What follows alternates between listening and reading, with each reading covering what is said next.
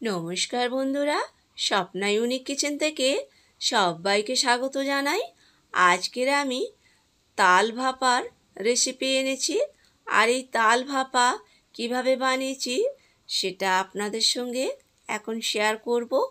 এখানে আমি একটা কালো রঙের তাল নিয়ে নিয়েছি, আর এই কালো তাল ভীষণ মিষ্টি হয়। তালটা বেশ বড় ছিল। তাল এইভাবে আমি ছাড়িয়ে নেব। তো বন্ধুরা, পুরো ভিডিওটা দেখার অনুরোধ রইল। আর এখানে তালের খোসাটা ছাড়িয়ে নিতে হবে। তাল এমন একটা জিনিস, তাল দিয়ে বিভিন্ন রকম খাবার বানানো যায়, বিভিন্ন রকম। আর এই তাল খুব বেশি দিন পাওয়া যায় না, 1 থেকে 2 মাস মতন তালটা পাওয়া যায়। তো এই বর্ষার সময় এই তাল পাওয়া যায়। তো তালটা ছাড়িয়ে নিয়ে আমি 3টে আঁটি হয়েছিল, আঁটিগুলো এরকম ছাড় করে নিলাম। নিয়ে তালের মধ্যে আমি একটু জল ছড়া দিয়ে দেবো। দিয়ে তালটাকে হাত দিয়ে এইভাবে একটু মেখে মেখে নরম করে নেব। আর নরম করে নিলে কি হবে, তালটা যখন আমি তালের জুসটা বার করব, বেশ জুসগুলো তাড়াতাড়ি বেরিয়ে আসবে। তো আমার হয়ে গেছে। এখানে আমি একটা নিয়েছি পেঁয়াজ কুড়ুনি। পেঁয়াজ কুড়ুনিতে তাল আমি এইভাবে তালের জুসগুলো বের করে নেব এইভাবে। তো এখানে ঝুড়িতেও তালের জুস বার করা যায়, বা এখানে তাল ছানার একটা আলাদা জিনিসও পাওয়া যায়, বাঁশের সেটা হয়। তো সেটা জানি না কোথায় পাওয়া যায়। আমি এই পেঁয়াজ কুড়ুনি দিয়েই তালের জুসটা বার করে নিলাম। তো আমার এখানে তালের জুস বার করা হয়ে গিয়েছে। এরপরে আমি তালটা ছেঁকে নেব। তো এখানে একটা জাল নিয়ে নিলাম। জালের মধ্যে তালটা আমি যেটা জুসটা বার করে রেখেছিলাম, এই জালের মধ্যে আমি দিয়ে দেব। এখানে জাল যদি কারোর না থাকে, তো জাল ছাড়াও তাল এরকম ছেঁকে নেওয়া যায়। তো এখানে পাতলা কাপড় দিয়ে সুতির, তাতে তালটা ছেঁকে নেওয়া যায়, বা বড় এখন ঝাঁঝরি থাকে যেটা ওই ছাঁকনির মতন, তাতেও তাল এইভাবে ছেঁকে নেওয়া যায়। তো ব্যাস, আমার এখানে তাল আমি ছেঁকে নিলাম এইভাবে। আর তালটা না ছেঁকে নিলে তালের ভেতরে অনেক চুল চুল থাকে। যে রেসিপি বানান না কেন, তাল যেই রেসিপিটা খাবেন, তালের চুলগুলো মুখে পড়বে, খেতে ভালো হবে না। তো সেই জন্য তাল জুস বার করে এইভাবে ছেঁকে নিতে হবে। আর কতগুলো তালের চুল বেরিয়েছে দেখুন, এখানে তালটা ছাঁকতেই হয়। তো যাই হোক, এখানে তাল আমার ছাঁকা হয়ে গেছে। আর এখানে আমি কিছুটা চীনাবাদাম নিয়েছি এখানে একটা মিক্সিং জারে চীনাবাদামটা দিয়ে ভালো করে গুঁড়ো করে নেব। একদম মিহি করে গুঁড়ো করতে হবে, এখানে জল ছাড়াই গুঁড়ো করে নেব। তো গুঁড়োটা আমার হয়ে গেছে, বাদাম গুঁড়ো এখানে। আর ওই মিক্সিং জারেই দিয়ে দেবো নারকেল কোড়ানো। তো নারকেল কোড়ানোটাও আমি ভালো করে বেটে নেব। এখানে নারকেলের মধ্যে জল দেব না, কারণ নারকেল কোড়ালে এমনিই জল থাকে, তার মধ্যে দুধটা থাকে নারকেলের, তো জল দিতে লাগে না। শুধু নারকেল কোড়াটাই আমি বেটে নিলাম। তো আমি একটা প্লেটে ঢেলে নিলাম। এদিকে একটা বাটিতে বেশ কিছুটা আটা নিয়ে নেব, স্বাদ মতো নুন। আর যে বাদাম আমি গুঁড়ো করে রেখেছিলাম, একদম পেস্ট মতন করে রেখেছিলাম, সেটা হাফ আমি আটার মধ্যে দিয়ে দিলাম, আর হাফ রেখেছি, ওটা পরে কাজে লাগবে।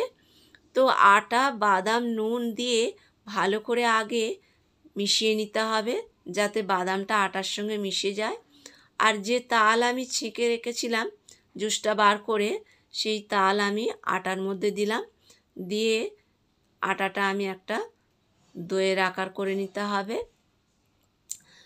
তো যাই হোক, এখানে আমি একদম জল ব্যবহার করব না, পুরো আটাটাই আমি তাল দিয়ে মেখে নেব। আর তাল দিয়ে যখন খাবো, তাহলে তালের স্বাদটা তো পেতে হবে। জল যদি দিই, তাহলে তাল তো বেশি আটার মধ্যে দিতে পারবো না। সেই জন্য জল আমি এখানে একদমই অ্যাড করিনি। তালের জুসটা দিয়েই আটাটা আমি মেখে নিয়েছি।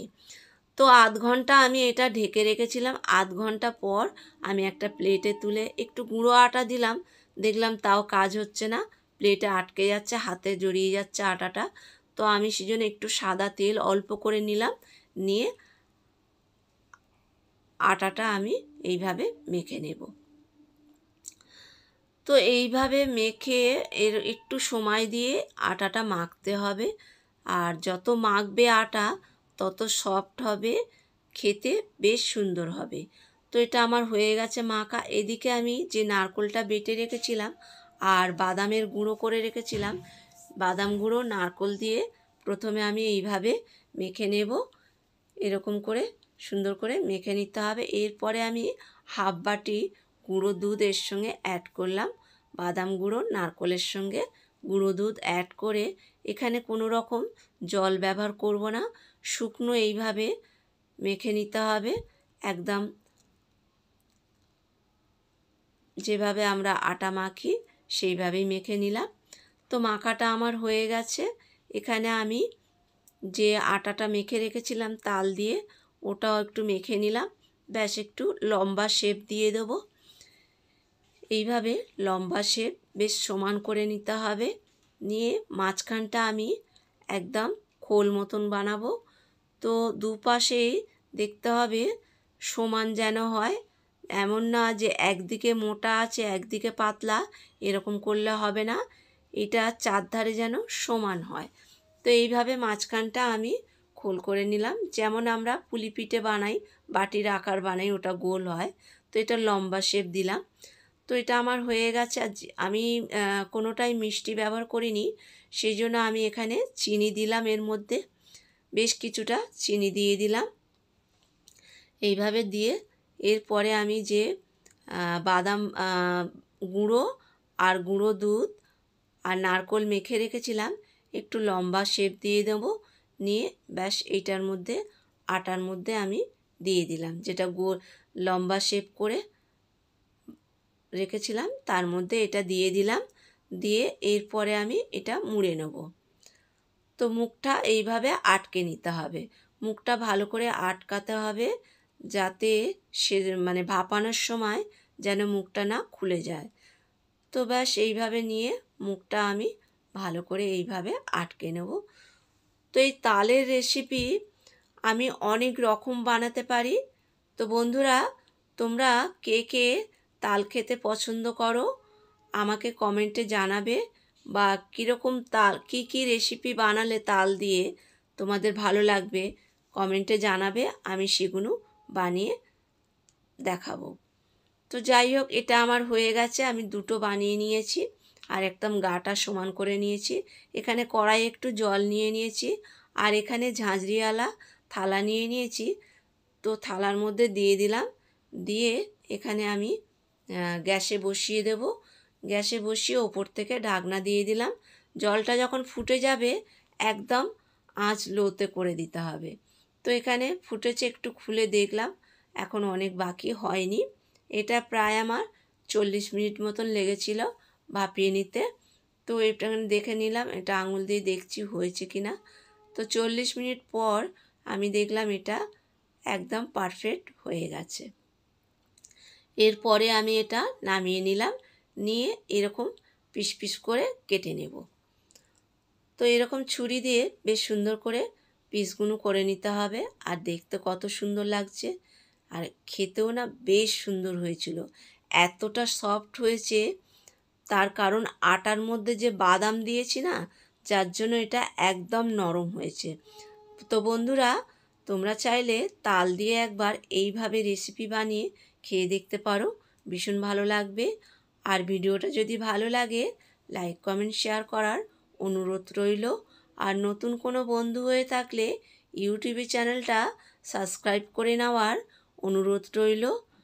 আবার পরের ভিডিও নিয়ে কথা বলবো।